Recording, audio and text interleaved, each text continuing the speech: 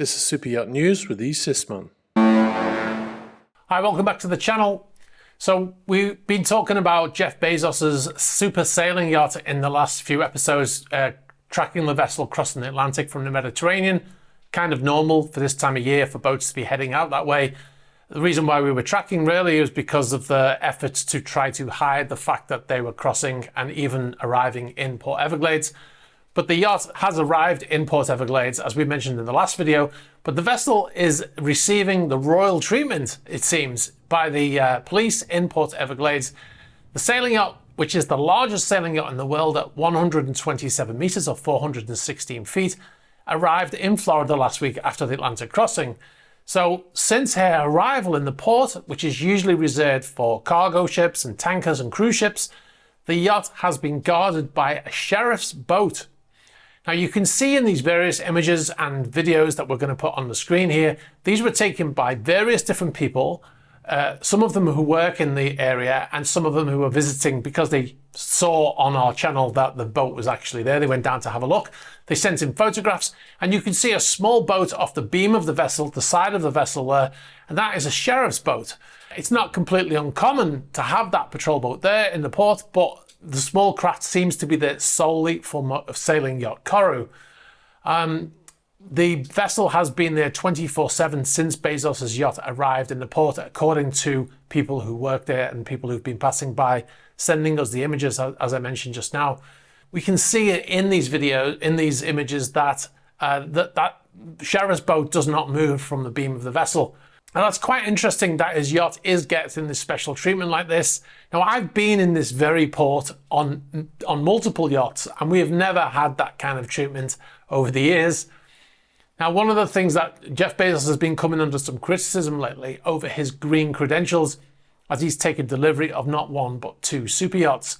In a recent article in the New York Post, it was reported that his new yacht could generate 7,000 tons of carbon emissions per year. Now, the vessel is a sailing yacht, but they are kind of poo-pooing the idea that that somehow saves it from being a polluter. I mean, it is technically, it is better than a conventional motor yacht because it can sail across the ocean. However, it still needs to have HVAC systems, AC systems running, heating or cooling, and it obviously requires the running of generators for lighting and the AC and all of the controls and stuff on the bridge and stuff like that. So, you know, it still has generators running, so it's still using fuel as it makes that crossing. And his second yacht, the support vessel Billionaire, that is not a sailing yacht and it carries a helicopter and that uses fuel. That's also made the trip across the Atlantic and is in Port Everglades also.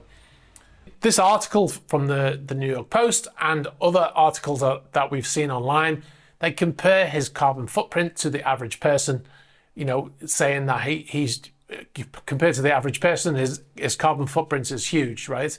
And that's how they condemn the fact that he has the super yacht. However, he's not an average person, right?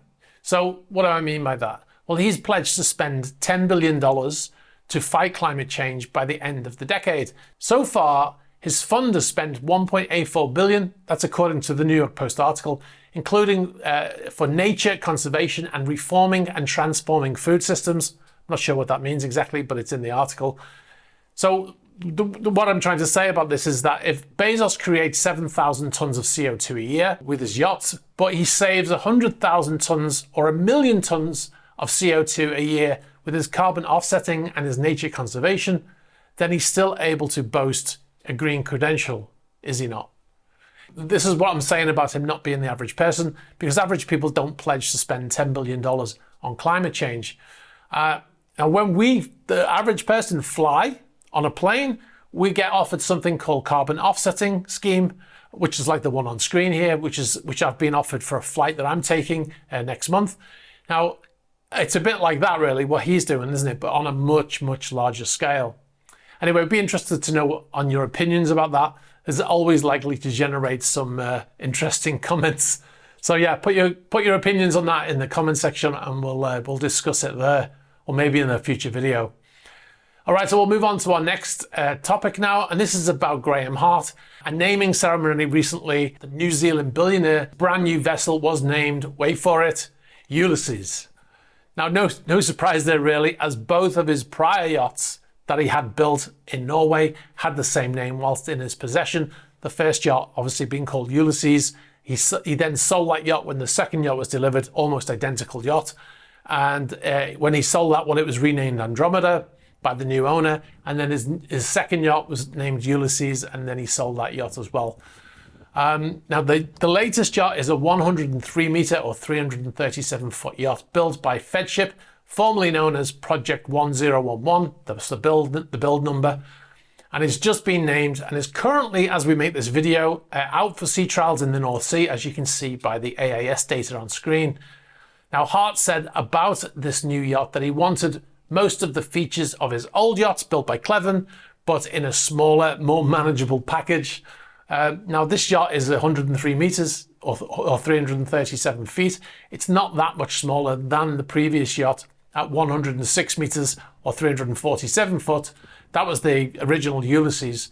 But the gross tonnage will most likely be quite a lot less, and that's what really determines the size of a vessel, the inside volume. Now, his previous two yachts were both built in Norway by Cleven, as I said, and they were massive with approximately 7,000 gross tons each.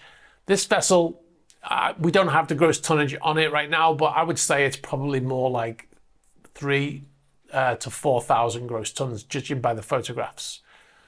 Now, these original vessels, they were built by a company that builds deep sea, commercial vessels, and they both held these massive tenders which were loaded onto the bow with these equally huge cranes. Now, both of those yachts were sold to Facebook investor and Dr. Evil impersonator Yuri Milner, who renounced his Russian citizenship after the invasion of Ukraine. Hart's yacht will most likely be delivered in the next month or two. I suppose it depends really on how the sea trials go, whether or not he gets the vessel sooner or later. All right, so we'll move on. Motor yacht Axioma has arrived in Antigua as predicted. The vessel has headed there for the Yacht Charter Show, which starts on the 4th of December. The yacht is moored in the same marina as the seized Alfa Nero, which is still awaiting results of a court decision on her ownership. Now, Axioma was herself seized in Gibraltar in 2021 after docking there on the way to Turkey after an Atlantic crossing from the Caribbean. The yacht was formerly owned by Russian Dmitry Pompiansky, but was seized after he was placed on the sanctions and he owed money to JP Morgan Bank. The yacht was seized by the Gibraltar Admiralty and sold at auction. The yacht then headed to Turkey, where she was laid up close to Dunya Yachts, the shipyard that built it. And she was laid up for months there before heading back out and now trying to get back into the charter business. Now, the new owner, who's Turkish, has close ties to the former Russian owner and the shipyard that built the yacht, and that shipyard is currently constructing a support vessel that was ordered by the prior owner. Anyway, we'll move on. We've got a yacht spot here. We've got two yacht spots actually. The first one here, Motor Yacht Venus.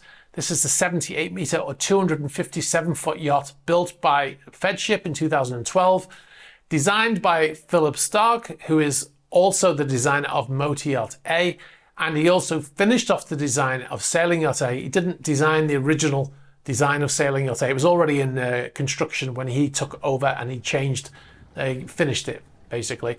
The yacht was built for the late Steve Jobs, Motor Yacht Venus, and unfortunately Steve Jobs never got to enjoy the yacht as he passed away before it was completed. And the yacht is now owned by his widow. These images were taken in Fiji. Names are on screen. The yacht is valued around $120 million. Now, when the yacht was first launched, this is something I heard through the grapevine, they were using iPhones as radios through a digital repeater system. So that on board the vessel, we use UHF radios usually, and we have a repeater system which we broadcast on a certain frequency, and it's repeated through this repeater system, so it covers the entire yacht, because otherwise you've got all these steel things blocking the signal, right? So we use these digital repeaters, but as a result of that digital repeater, we're able to receive and send signals through a digital app on a phone. It's not great though. I think they gave up after a while after they realized it was a bit of disaster, and they went back to the old ways, I believe. Now, the other thing about the radios is they are beaten by the deck crew. They are known for their destruction abilities, and I'm sure the phones would not have lasted that long. So yeah, but that's an interesting side bit there. And the second yacht in our yacht spot is motor yacht Fountainhead. There's an 88 meter or 288 foot yacht built by Fedship also in 2011 at a cost of approximately $130 million. This yacht belongs to Eddie Lampart, although you will see many posts on social media saying that the yacht belongs to Mark Cuban. This is actually false, but I believe that they are friends, and the owner actually tells people the yacht is Cuban's yacht to throw them off the scent. All right, so our latest Q&A has just landed on the Patreon channel. It says, can crews who have enabled going dark on AIS and not transmitting AIS have negative outcomes in the future? If you want to see it along with the Atlantic vlog, crossing over to the Pacific, join us on patreon.com/esysman. You'll find behind the scenes videos and extras not published on YouTube, including behind the scenes videos from our recent trip to Italy, Monaco and France. We also recently made a video showing how we make the Super Yacht News videos, as well as the Patreon chat series, and you'll also get early access to YouTube features advert free. All right, don't forget to check out our Super Yacht News channel. You can type at superyacht-news into YouTube and you'll find it there. It's all of the goodness of these news videos chopped up into bite-sized chunks. You also get the full version of the Super Yacht News on there, usually 24 hours after they're posted here. All right, if you've got any information about any of the stories here or any other stories, please be sure to get in touch. You can get us in the email address in the ticker. You can get us on the About page of the YouTube channel. You can get us on Instagram, on Facebook Messenger, on Twitter, and on Threema. Be sure to like this video, very important for the algorithm. Hit the subscribe button and hit the bell for future notifications. All right, guys, thanks for watching. I'll catch up with you soon. Bye-bye.